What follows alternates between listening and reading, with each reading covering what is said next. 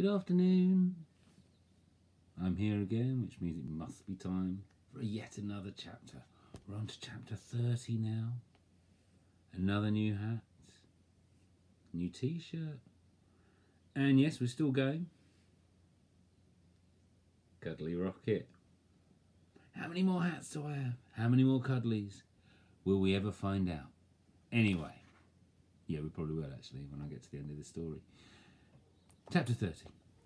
Lilu, wake up, Mum said to me urgently. Have you seen your brother? I shook myself awake and looked over at Tiber's bed. His duvet was still neatly pulled up. He had not slept there. Mum's eyes were wide with panic. Mum, you're back. They sent me home. Said I had flu. But forget about that. Tiber, where is he? When did you last see him? He's gone out, I said. I knew there was no point in lying now. What do you mean, gone out? He sometimes goes out when you go to work. He always comes back. Where does he go? Wait, you knew about this? Mum's voice rose. I'm sorry, Mum, I said. I just couldn't stop him. And he always comes back. He's there when I wake up. Mum exhaled heavily. I don't believe this. I'm calling the police. He'll come back, Mum, I said again. I wiped my eyes properly to wake myself up. He'll be here really soon. He always comes back. How long? How long has this been going on? For a little while. Since you started working nights, I suppose. So from the very beginning then. What time? What time does he come home? I don't know. I'm always asleep. Okay, fine, Mum said. She sounded dangerously calm. Go back to sleep. What are you going to do? I'm going to wait for him to come home, she said. She sneezed violently 5 times without stopping. I'm not going to do it. And I remembered that she had come back from work because she wasn't well. Are you okay? I asked her. But she didn't answer and left the room. I could hear the anger in every footstep as she stamped down the stairs. Don't be cross with me, I wanted to shout. Tiber's the one who went out. But I knew that I was not being truthful, not even to myself. I dreaded to think what would happen if Mum found out that I went to see Beau every night when Tiber left the house. Even though I was perfectly safe, I knew Mum wouldn't like it and would stop me from going. I was fully awake now. Outside it was as dark as it could get, with the orange streetlights that never went out. I had the feeling that it was still a long time until morning. It looked chilly on the street, and the trees bare for winter. I wondered, as I imagined Mum did, where Tiber would go on such a cold, dark night. He'd always been an adventurer. Dad used to tell us as soon as Tiber could walk, he would go exploring. He's just worked out what his legs are for, he would say. I turned my back for maybe a minute and he was gone. I couldn't find him anywhere. You know where he was? Outside, down the garden. Tiber would let Dad ruffle his hair, but he'd not complain. Not the hair, not the hair. Though I think he liked Dad doing it, and telling that story.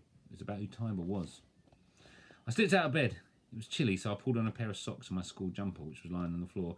I tiptoed out of the bedroom and looked down the stairs. There were no lights on. Mum must have been sitting in the dark. I sat on the top of the narrow staircase and hugged my arms around me to keep warm. Part of me wanted to go down to Mum to climb onto her lap like Tiber and I used to, but I knew that, even if she hadn't been so angry with me, I was too big now. I wouldn't fit. We waited in the darkness, me and Mum, for what felt like hours and hours. Maybe it was because it was cold and the lights weren't on that it felt so long. Time stretched out in front of me like a black pool. It had no end, no edges. Finally, I heard Tiber's key scratching at the lock and heard his light tread on the carpet. He closed the door softly and started to climb the stairs, stretching out his legs so he could take 3 steps at a time. He saw me sitting at the top, but just as he started to say my name, Mum spoke. Her voice cut through everything. Why bother going to bed? Mum, Tiber stammered. Yes? Yes? You have something to say to me? I always come home. Home? This isn't a home to you. You don't treat it like one. Why bother coming back at all? Maybe I shouldn't, Tiber said, although his voice trembled a little. I could see him staring at Mum, frozen where he was when she first spoke, halfway up the stairs, and something seemed to release inside him, like the air escaping from a balloon, and he turned and sat on the steps, crumpled and defeated. "Where have you been?" Mum said quietly. "Just out." "Out? Where is that? What do you mean, out? Tell me the truth." "I meet up with friends," Tiber said. "Friends from school." "At this time of night? What are you doing with these so-called friends?" "You know, just stuff." "No, I don't know," Mum said. "I don't know you anymore. My Tiber will not do this to me, to Lilu. You were meant to be looking after your little sister. What if she needed you? What if she went out looking for you?" I held my breath. I wondered if Tiber would tell Mum about the night of the storm when he'd found me outside. He hung his head. "I'm sorry," he said. This was the bit where Mum would say she was sorry too. She would say she was sorry and she'd moved us here, that we'd had to leave Dad behind, that she hadn't been here because she was always at work. That was not what she said. "I am disgusted by your behaviour," Tiber snapped. "Disgusted by my behaviour? What about your behaviour? You never knew I wasn't here because you weren't here." "That's neither here nor there," Mum said. "It's the only job I could get." Back home, Mum used to work in a law office.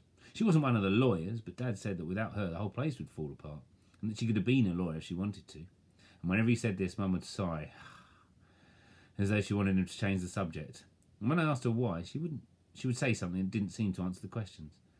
"Sometimes you have to start looking forwards, not back," Mum would say, in a final sort of way, that I knew meant she thought there was nothing more to say on the matter. Now, in the face of Tiger's rage, which seemed to shoot around the room, knocking against the walls, ricocheting off corners, Mum continued to plead. "If I could find something that didn't mean I had to be out every night, I would have taken it. I would be here if I could." And as she spoke, tears started to spring from Mum's eyes. But Tiber was exploding with anger now. I imagined like the fireworks I'd seen bursting in the sky in every direction on bonfire night. They'd come one after the other like gunshots, filling the air with their colour and their noise. I'd been at Beau's house and we had hugged Dog to comfort him, and he trembled at the sound, his whole body a shaking mass of grey. "You left Dad behind," Tiber shouted. "You made us leave him. It was for the... No, no," he screamed. It's not for the best, it's for the worst. We should never have come in, but we're here now, and I'm making the best of it." And with that, he ran out of the house. "Tiber! Tiber, come back! Come home!" Mum shouted and shouted, over and over. He didn't come back. Oh my God, so sad. Well, it's Easter Sunday tomorrow. Don't eat too much chocolates. I hope you manage to get out. I hope you manage to have some fun. But remember, stay happy, stay safe, stay curious, stay you.